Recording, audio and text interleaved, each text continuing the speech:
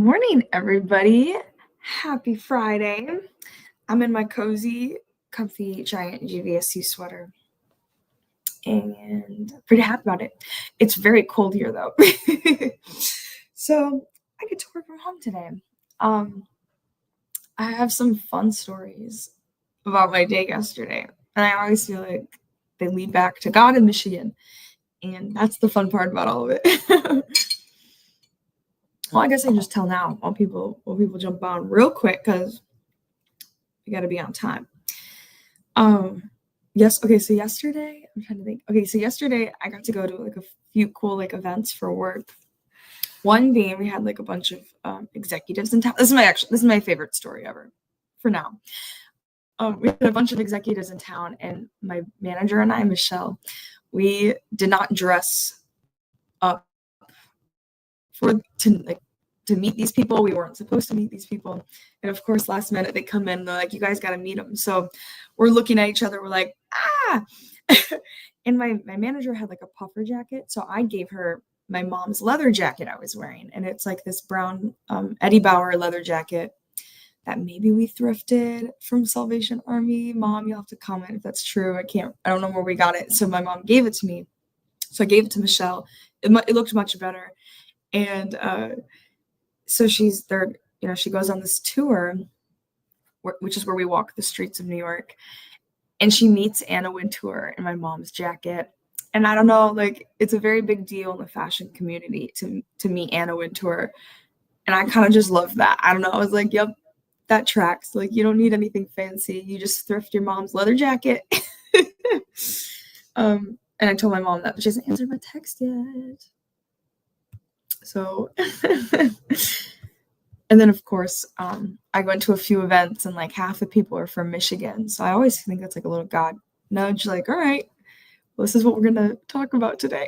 But anyway, speaking of my mom, good morning, Anna Wintour. Oh, I should say Anna Wintour is the old chief and editor of Vogue. And she's also like, I think like she just got moved to like the president of Condé Nast, which controls a lot of magazines and newspapers, huge media company. So she saw your leather jacket.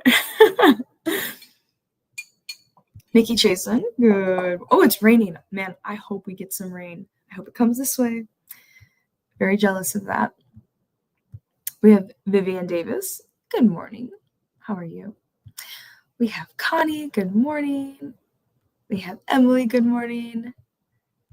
We have John Carson. Hello. And he has a sister, Jenny. Hello, Jenny.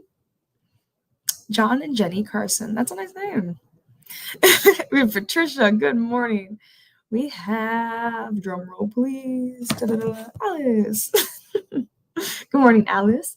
And good morning, Teresa. And good morning, Trish. Guys, there's a lot of people.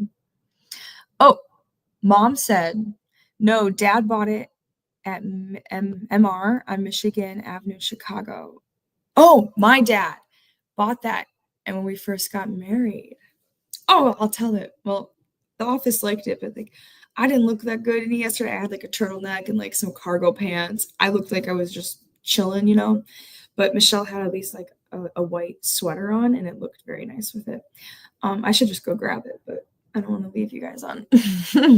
I should have wore it. I should be wearing it right now. Did not think that. Maybe I'll wear it next time. Yeah. Oh, whatever. Very cool. Because I don't know. Anyway, then we have Amy. Hello. Bought it at Mr. though. I don't know. What's MR? Tell me. I don't know what MR is. Okay. Look, we're gonna run over. All right. So today's about you pray and work. Ooh, okay. This will be very fitting because I have another story, which is fine. You'll know when I do Flourish, I just have stories. And sometimes they're relevant by a thread, and sometimes it's just a story I want to tell because it's fun. Anyway, okay. We're on day 108. You pray and work, and the verse of the day is 2 Chronicles 31:21. He sought his God and worked wholeheartedly, and so he prospered. And the verse says, I'll just pray about it. Or the devotion says, I'll just pray about it, and I'm gonna make this happen no matter what. Those statements reflect common mindsets in our culture, even in the church. In the first, change is up to God. We just sit back and wait. And the second, change is up to us. We move ahead of our own effort without much regard for what God might have in mind. I love 2 Chronicles 31:21 because it represents a beautiful hybrid of both.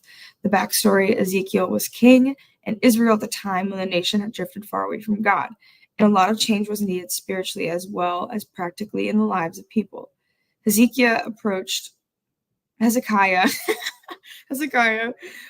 the situation by first seeking God with his heart and then doing whatever God commanded with his hands.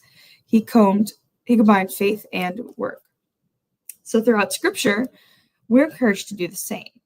When we say we'll simply pray about it, but without following up with actual work, it may seem spiritual, but if we peel that back a bit, it can be a way of avoiding risk or fear. In the other scenario, we may choose to simply apply our own efforts because we don't want to give up control. We fear that we ask God what he wants to do, we might not like the answer. So you have the beautiful gift of free will, and you can choose to partner with God as you make changes in your life. And what's even more amazing is he's already and willing to partner with you. Yeah, I feel that. The job today is, God, help me seek you and work wholeheartedly. And what can you pray about and work towards today? So interesting enough, I think I forgot to bring this up.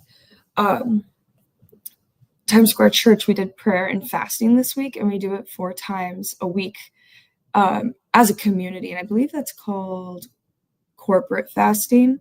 But it's so inspiring every time. And this time was fun because I don't get to, sometimes when we have prayer and fasting, I have to be very physical with service. Like I'll do stage managing, I'll do camera work, and you're holding cameras, and I'll just pass out if I'm doing that. But this time I got to do some lighter things. So I got to really do a really good fast. And every time I'm always just reminded of how amazing a fast is. And sometimes you can do it from social media, from TV, but when you can do a true food fast or a Daniel fast even, that's when the breakthroughs come in. That's when God answers. That's when God shows up. And so when I read this devotion, I do think of the pray and work, and that's kind of a bit of both. You're sacrificing, you're doing the work, and you're bringing it to God, and you're like, Lord, I'm praying about this. And so yeah, that was this week as well. So it's been very busy. And it wasn't easy. And the first 2 days, because we did it for 3, first 2 days I was like, Lord, TikTok, I'm not feeling this.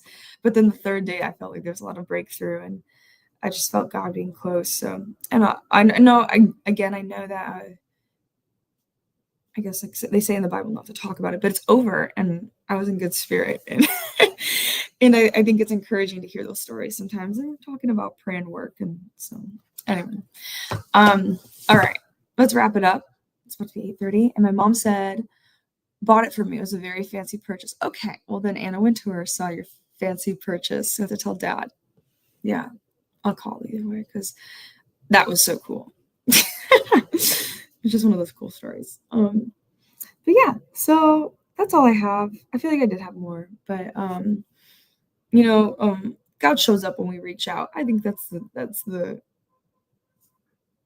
theme of my stories today. So, all right, well, everybody have a lovely, lovely weekend. I hope you can continue to enjoy this fall weather. I don't know if the trees are still up or wherever you may be. And hello if you're watching later, or yeah, because I usually watch later too. So hello to you.